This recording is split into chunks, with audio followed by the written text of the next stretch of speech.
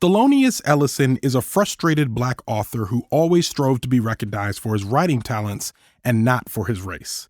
He often finds himself at odds with his friends and loved ones for his fierce independence and for his tendency to condescend to ideas that he feels are contrived or stereotypically Black. Ironically, he ends up writing a book that, despite being intentionally contrived and stereotypically Black, becomes a critically acclaimed piece of American fiction. I'm Ronald Young Jr., and I'm leaving the theater.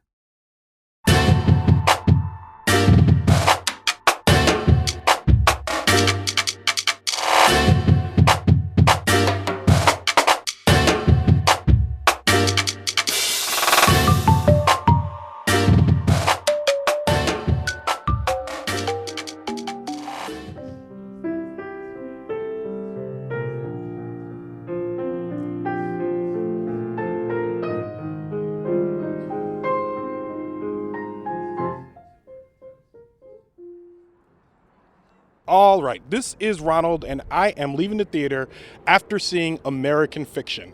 American Fiction, written and directed by Jefferson, starring Jeffrey Wright, Tracee Ellis Ross, Issa Rae, Sterling K. Brown, Erika Alexander, John Ortiz, Keith David, and Adam Brody. And for a complete cast listing, you can go to the link in my show notes. I am not here alone. I am here with a very special and very esteemed guest, Glory Edim, a well-read Black girl. That's right, Glory Edim of Well-Read Black Girl. We are creating magic here right now in Georgetown, where we are from. Well, we're from... Sort of, kind of. From Arlington, Virginia, DMV area. We could see Arlington from here, yes. So it counts. Yeah. Okay, so American Fiction is a story about Jeffrey Wright, who is, I think is Thelonious Monk, something. His name is Monk or Thelonious. Or Monkey. Yeah, or Monkey, depending on who you're talking to. And he is having some struggles as a writer. He's been a career-long author. He's had some success. He's published some books, but they're not being read. So he decides on a whim to write a very, very urban, gritty novel, and it all of a sudden has a lot of success, and this tells the story of what that success means to him, as well as tells also the story of his family life. Glory Edim. Yes. What did you think of this movie? I enjoyed it. I enjoyed all the stereotypes, all the contradictions, all the complexity of the family members. I thought the acting was wonderful, and I was there for it. I give it a 10 out of 10. Okay, that's not how we rate movies. I can tell you don't listen to Leaving the Theater. I do. I listened. But I enjoyed it immensely. I think that, Jeffrey Wright is superb. He is a great actor in this role. He's convincing as an author. I am definitely in the publishing industry, and everything that he was saying, his reactions, even down to can I give the spoiler? Do not give any spoilers. Okay, fine. There were certain scenes where I'm like, this is a Black author contending with very ridiculous white people. Portrayed that chef's kiss. It was just like, I'm like, yeah, I can relate to this. This feels believable, and I enjoyed it. I absolutely agree with you. I think this was a great movie. Sitting next to you, it was funny. I was sitting between you on my left side and Linda Holmes, an author, on my right side. So two people, both written books, both in the publishing industry, and I could tell from both of your reactions that there was a lot of Linda's was a little more understated. She was like, I can hear her kind of agreeing with the movie sometimes, and you doing the same, especially when it came down to what it takes for a Black person to sell, to just be a part of the industry. And I feel like there's one portion of the movie which I think stands out, is a conversation that's had between Issa Rae, who plays an author, and Jeffrey Wright, where they kind of lay down this conversation between Black folks, which is who do we get to be when we make work, and who gets to decide that for us? What did you think of that conversation? Well, I felt like Jeffrey Wright's character was being, I don't want to say argumentative, but there was this feeling of defense and respectability politics. This is what Blackness should look like. And there's a sentence, Black people aren't a monolith. We constantly hear that in publishing. And so Issa and him were really going back and forth. What does that mean to portray Blackness, and who has the right, who has the authority to do so?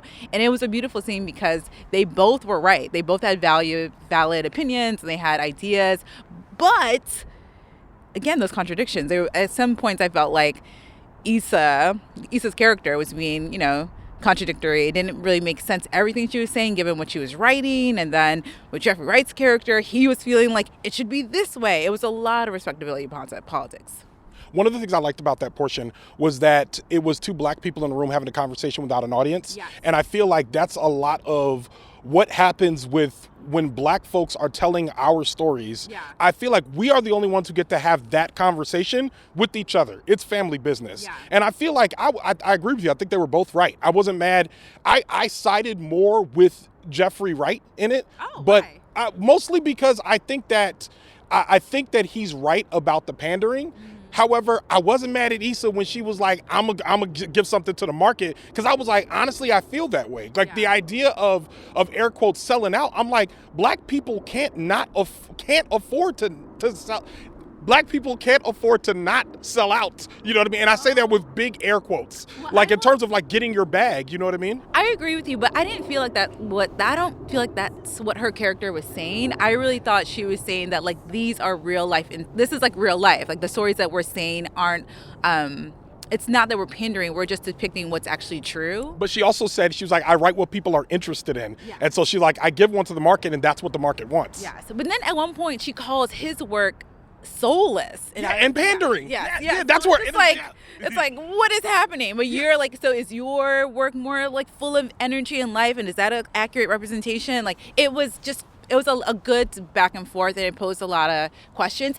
And I have to say that like, because this book is based on Percival Everett's book Erasure, it was like a beautiful translation onto film. Like his work is constantly like dealing in subversion and like what is, what it isn't. It talks about race. Like his work is compelling in itself, and so to see Cord put that in a film and do so beautifully, it was just like, okay, I feel like he would really be proud of this work. I haven't read that, and I don't know if the author is, but I feel like he would be like, put a stamp of approval, like, yes. You sounded like you read that book for a minute. The problems I had with this movie had to do with pacing, which when it got to the end, I felt like this pacing is intentional, so I get it. I'm not mad at it anymore. I know in the beginning, I felt like they were bringing us on a journey for a while, and they drug us along a bit in a way where I'm like, we know where this is going. Why don't you just get us to that aha moment where we're doing the thing that's getting us there? But then when I get to the end of the movie and realize how much of it is about, his family life, especially at one point when he goes, my life is crazy, but it's not that crazy. You know what I mean? Like when he says that, I realize, okay, I see the point that they're making about this guy being in the middle of a struggle, thinking about like what not having money looks like when you're a black person who has had success in your life. You know what I mean? Like that's not something we talk about when it's like, hey, what is it like to be like black and have had a check and then no longer have a check, like freelance life, any of that stuff. I feel like they covered that, but the pacing for me, it felt like kind of unbalanced at times, but I really feel like when it got to the end, it stuck the landing in a way that felt satisfying enough for me. What did you think about the pacing? Oh, that's interesting, because I felt like it was really methodical, and it reminded me of reading a book. Like It was just like, okay, we're going slowly through this process. You're really getting into his interior life, like what he's thinking, his like mental struggles. I enjoyed the pacing, and I think in comparison to other films, sometimes it feels like too much too soon. Yeah. And so I thought it was like a nice way to ease into the characters. I enjoyed it. And I was actually surprised by some of the family complication and especially with the mother and the brother. I thought those were just like nice little additions that actually made me well up during the filming, because I was just like, I wasn't expecting to feel so touched by it. And I was like, just the three siblings and how they interacted. And now that I'm thinking about it, they all just seemed like really at ease with each other. Like felt like very genuine. Like we are friends, we are family, like we are actually brother and sister. And so I was like, oh, they just seem like so happy with one another, even though they're fighting, they're bickering, they're having all these like really complicated things happen with their mother, and like they're dealing with some really difficult things, but there's so much love that was like transpired. I enjoyed it. I really liked the slowness of it. I think that was one thing I thought, especially early on.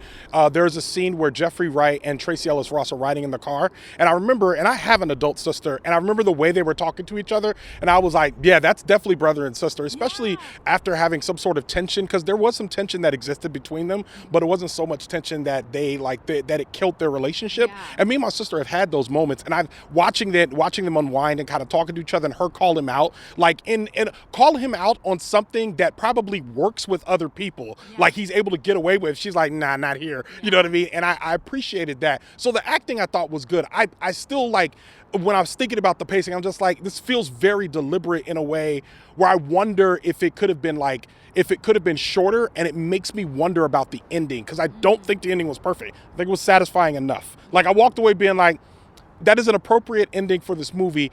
Maybe they could have done more, but I also realize that I'm struggling with the same thing that he was struggling with, which is that endings are hard. And so then I wonder, is that like a bit of a cop-out to say like, endings are hard, and then do this kind of like thing that they did at the end that you cannot say right now. Oh, yes.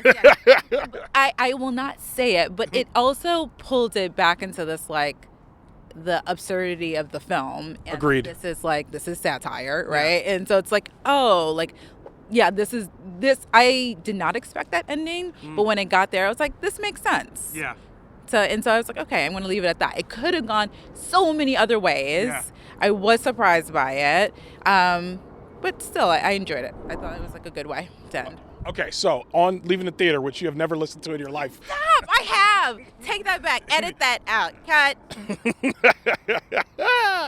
We rate things out of 5 stars. You could do decimal points on stars. 1, 2, 3, 4, 5. It doesn't have to be full stars. Yeah, okay, sorry. Yeah, so we don't do it out of 10 ever. We don't ever do. Okay, go. So, out of 5 stars, what do you give this movie? 5 stars. I give it 5. I loved it. I give it 5. And if I could give it 10, I would.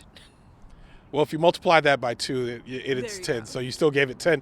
I would give this movie a 4.25 out of 5 stars.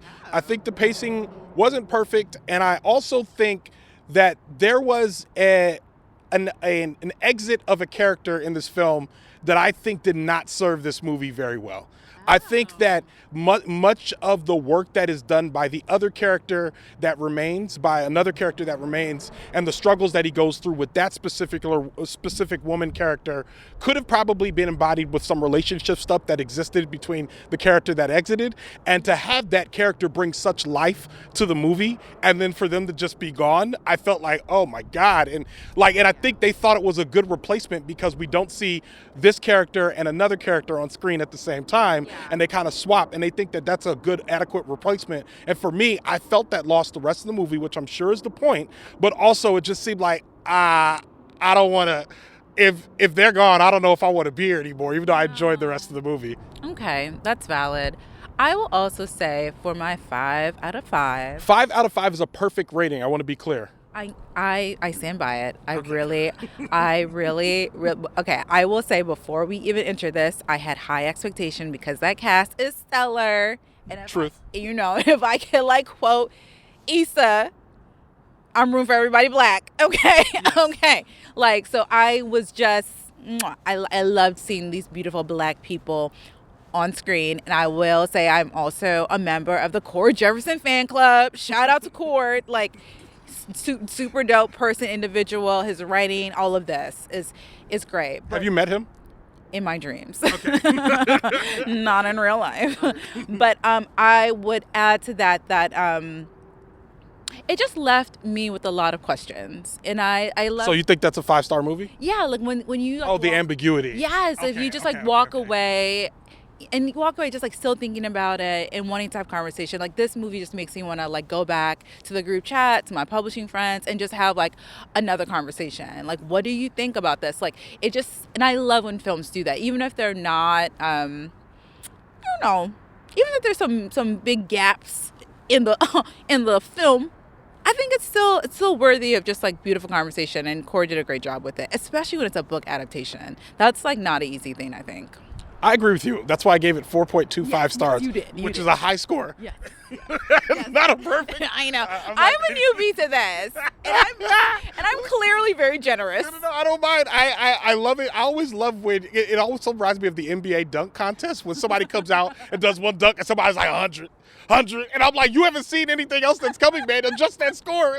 Once you give 100, you got to give everybody 100. There's going to be dunks way better than this. And this is why I will tell everyone I'm not a critic. Yeah. I'm not, I just enjoy the enjoyment. I came on this, as a friendship hang, but so this is my first time. I will take all your criticism because I don't give good ones. It's perfectly fine. All right. And with that, Leaving the Theater is a production of Oh It's Big Ron Studios. Alexandra Ketch of Bias Studios mixes the show. Thank you, Alex. Show art from Heather Wilder. Theme music by the mysterious Breakmaster Cylinder. For more information about American fiction or Glory Edim or Well-Bred Black Girl, check out our show notes. You can follow me on Twitter, Instagram, TikTok, or Threads at Oh It's Big Ron. That's at OHITSBIGRON. You can find out more about this show and other Oh It's Big Ron Studios shows by following us on Instagram at Oh It's Big Ron Studios and on Twitter at Oh It's Big Ron Stew. That's STEW. We are probably going to leave Twitter soon, but go ahead and follow it anyway. We'll start a Threads here soon. Leave it in theater. We'll be back soon. Thanks for listening, and thanks for being on the show. You're always welcome back. Oh, I'm coming back anytime. Have me anytime. Thanks, Ron. You can't get everything 5 stars.